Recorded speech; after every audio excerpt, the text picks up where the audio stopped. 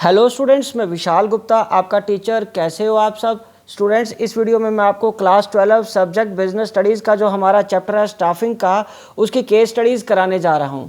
तो guys start करते हैं। सबसे पहले question number 1, Mohit Gupta is working with yellow security services limited. He is also recruiting security guards for the company.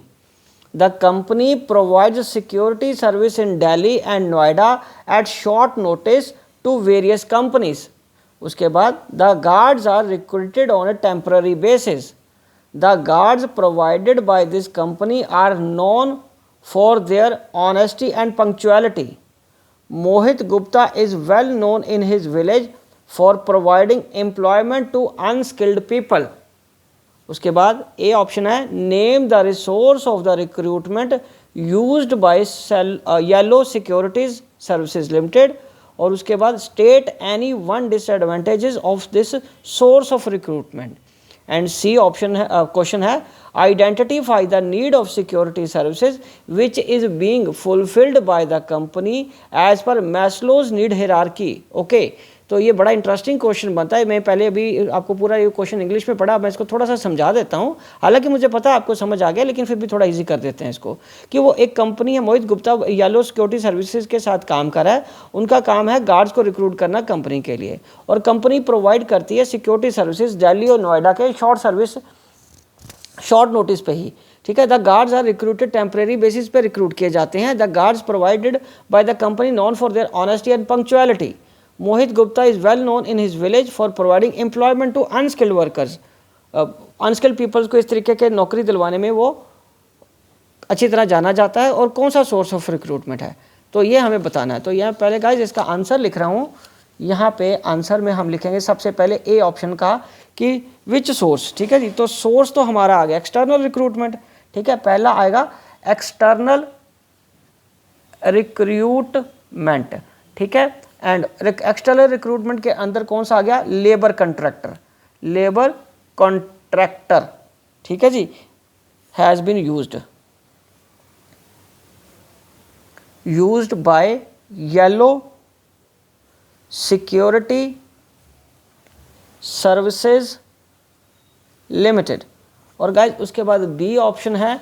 B में हमें question क्या पूछा, state any one disadvantages of this source of recruitment. One disadvantages का मतलब क्या है। One disadvantages हमें देना है, यहाँ पे लिख लो डिसएडवांटेज ऑफ एक्सटर्नल रिक्रूटमेंट। इसमें एक ही हमें बताना है, तो वो है it takes longer time for the new employee to settle in the new organisation. कि नए एम्प्लॉय को कई बार ज़्यादा समय लग जाता है नई जगह पे, नई कंपनी में एडजस्ट होने का। और एक और लिमिटेशन भी हो सकता है, it is a time consuming process. Time consuming and costly process. Time consuming कैसे है, क्योंकि उसको सर्च करने का, उसको सेलेक्ट करने का, रिक्रूट करने का सारा प्रोसेस लेंथी है, और उसमें आपको एडवर्टीजमेंट का खर्चा और उसके आने जाने का भी कई बार फेयर देना पड़ता है उसको, तो वो कॉस्टली काम हो जाता है कंपनी के लिए। और तीसरा क्या है,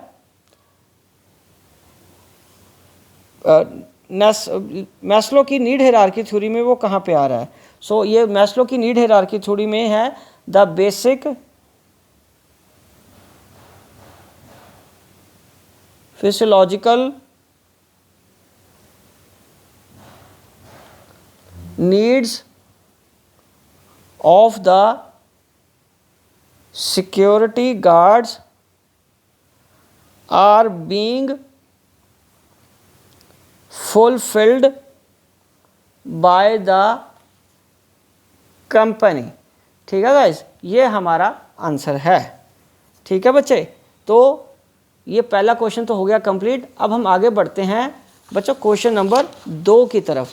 क्वेश्चन नंबर 2 क्या कह रहा है, Prashant the director of a company is planning to manufacture rugs for utilizing waste material from one of the garment factories.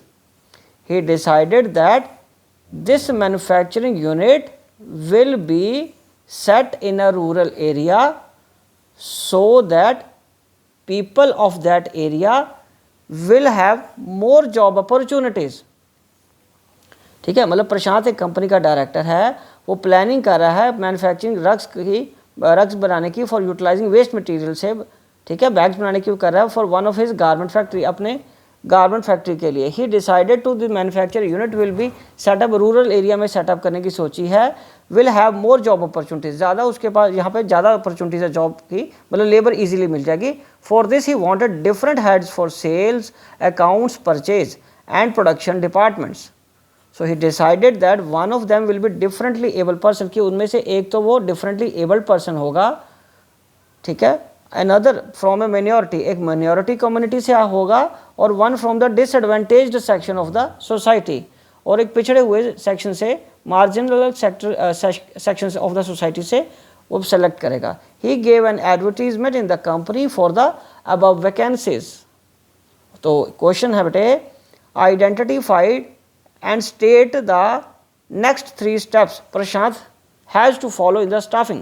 तो वेल उसने हमें खुद ही बता दिया कि स्टाफिंग का प्रोसेस के अगले 3 पॉइंट बताओ, ठीक है. तो हम इस क्वेश्चन को कैसे करेंगे, नेक्स्ट स्टाफिंग प्रोसेस में या हम लिख देते हैं the next 3 steps to be followed by Prashant in the staffing process after advertising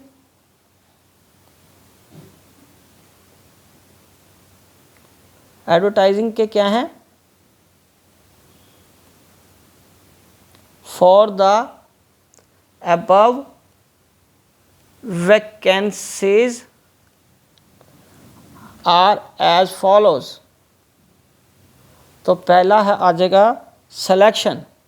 selection को हम कैसे लिखेंगे, is the process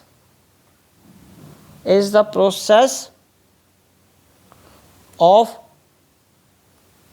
choosing the best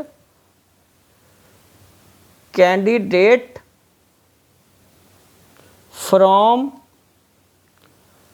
a pool of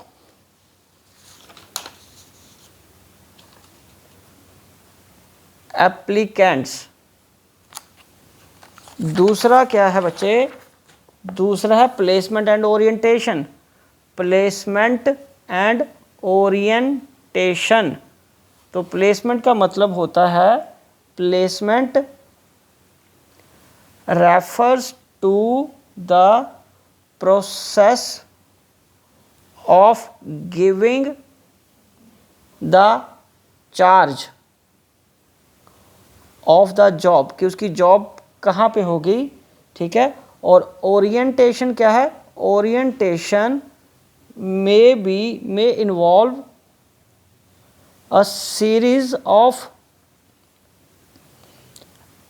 activities related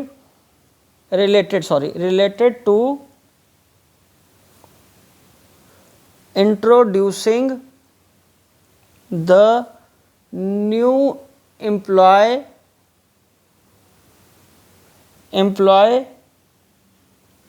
to other employees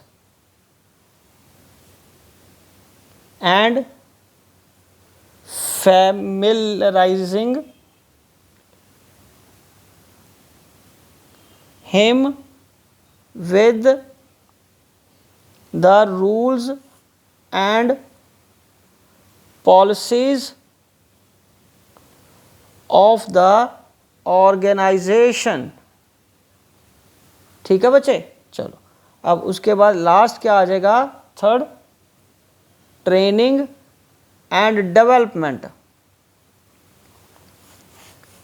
तो ट्रेनिंग तो हमें पता है क्या है, ट्रेनिंग आएगा the process of learning new skills, और उसके बाद डेवलपमेंट क्या है,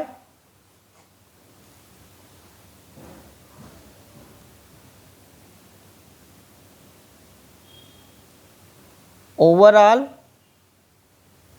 growth of the employee by giving him increment in salary and promotion from time to time। ठीक है जी, तो ये हमारा आंसर आ गया। तो बच्चों इसी के साथ ये दोनों क्वेश्चन कंप्लीट होते हैं और मैं ये वीडियो भी यहीं कंक्लूड करता हूँ। आई होप कि आपको अच्छे से समझ आ गया होगा। आप इसी तरह मेरे चैनल को देख के वीडियो अपना कोर्स कंप्लीट करते रहिए, ठीक है जी। और प्ले लिस्ट में जाके इसके पिछले चैप्टर्स के सारे लेक्चर्स, वीडियोस, नोट्स और बाकी चैप्टर्स के, इससे प्रीवियस चैप्टर्स के भी केस स्टडीज़ देख लीजिए। Okay ji, wishing you good luck.